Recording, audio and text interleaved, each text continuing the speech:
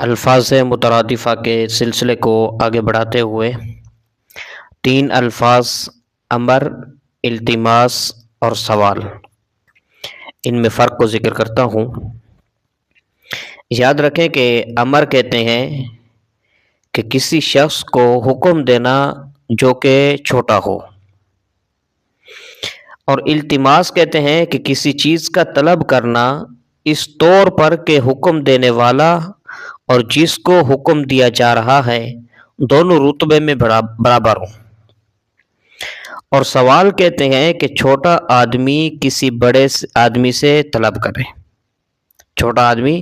کسی بڑے آدمی سے طلب کرے تو اس کو سوال کہتے ہیں۔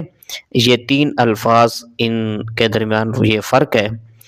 اور یہ عام طور پر چونکہ ہم کتابوں میں پڑھتے ہیں سوال کا لفظ آتا ہے، امر بھی، التماس بھی، اسی طرح درخواست کا لفظ ہوتا ہے، تو یہ استعمال کیے جاتے ہیں محاورن،